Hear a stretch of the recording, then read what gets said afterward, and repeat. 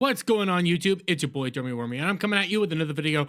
And after an entire year of disaster for Disney Studios, whether it's at their movies, whether it's at the parks, what have you, Disney has been struggling hand over fist politically, financially, park-wise, all this different things they've been struggling. And when you take a look at the actual box office over the past in 2023, you can see several of their actual disasters. Only one movie actually coming out to break even, being Guardians of the Galaxy Volume 3, the rest of which struggling to even do anything.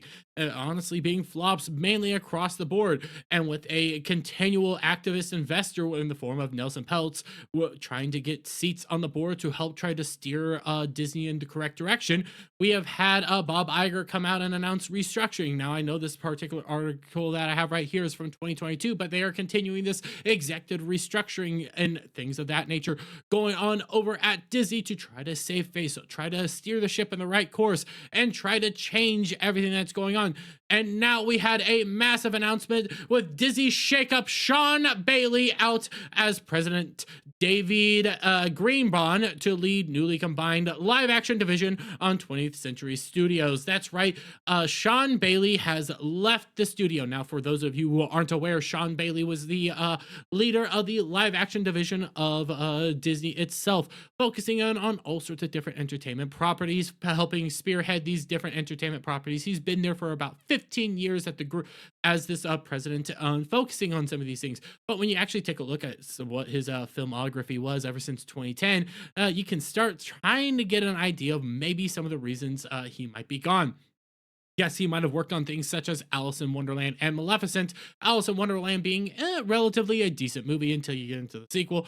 Maleficent being okay movie, but help bring in this whole ideology of, hey, maybe the villains can also be sympathetic and be misunderstood and things of that nature. He also did the Jungle Book movie. How many people if you guys remember that movie? I keep forgetting it was an actual thing.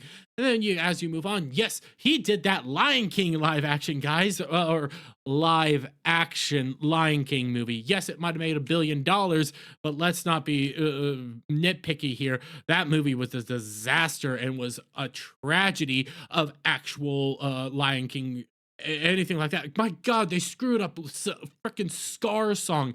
How do you screw up Scar's song? Oh, I know. Make it live action and actually don't give it the emotional feel that it needs to be. Well, moving on, they did Beauty and the Beast. I'll be honest, I like Beauty and the Beast, but gotta be honest here, it did have woke tendencies and woke ideology throughout it, making LePou gay, putting in, I just gotta point it, I mean, this is not Victorian France, but you know, during the time of the aristocrats, during this medieval time when you still had lords and ladies, and having, well, just gotta point it out, a black singer in the middle of you know, royalty of France. It wasn't really a thing.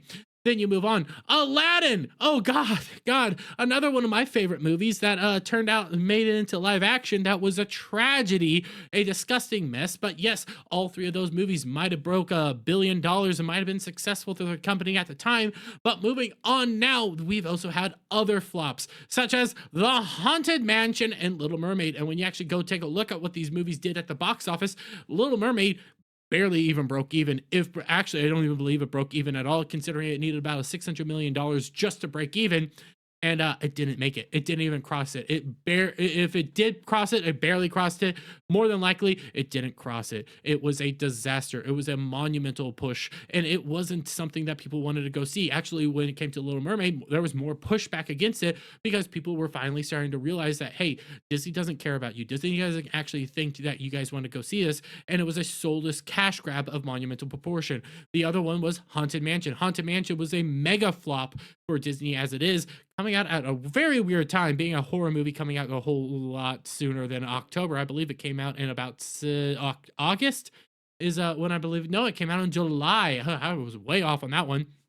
A movie based on a ride that for the most part the ride wasn't is actually pretty fun, but when it came to the movie itself, nobody really knew what it was doing here. Nobody really knew where they were going to be going with it. And on top of that, when I took a look at it, I'm actually a fan of the Eddie Murphy's Haunted Mansion. The Haunted Mansion movie there didn't do as well either, but by comparison, Haunted Mansion's the actual live action movie didn't do well at all because people have been checking out of Disney. People haven't been engaging with Disney because people are getting tired of this ideology being thrown all over these Disney movies. And the Haunted Mansion movie wasn't anything else to like boast about. Nobody really went to go see it, even with its ideology. This is also a man that was also helping push the Snow White film. For those of you who aren't aware of the Snow White film, this is that movie that's being led by Rachel Zegler. So yeah, you got that aspect of it, and this was one of the men that were helping push these things. This is one of the men that was helping change these properties that people at one point in time really loved, really cared about, but now Disney just goes back to their little cupboard of once the things that at one point worked and said, well, let's just put this out but in live action as a soulless cash grab, as a version of it that is just skin deep and reality isn't the actual story, but is something completely different as we push different stories, different ideology, and inject it into all these aspects. With this man gone, yes, it might be, hey, he's gone, hey, this man's gone, yay, yay, yay, hurrah, hurrah, hurrah. But this is all an attempt to try to save face and try to save face for possible for the upcoming investors meeting, in which you're going to have people come out and try to say, hey, should we change this for Nelson Peltz or should we go forward with Bob Iger? This is just what this change is. It's not actually going to help anything. It's not going to actually, reinvent anything. They're going to still go down the same path. It's just now one of the guys who was contributing to the disaster of Disney is no longer here, and they're just going to replace him with another person that is just going to continue pushing forward with this disaster that is Disney. None of this is actually going to change anything. None of this is actually going to help anything, but it's just funny to see a man that assisted in the downfall of Disney actually lose his job. But I'm going to leave it there, guys. Let me get your guys' thoughts on all this down in the comments below. If you like this video, please give it a thumbs up, share it out, friends. Hit that subscribe button, hit that notification bell for every time I put out a new video and go live. And I'll see you all on the next one. Bye for now.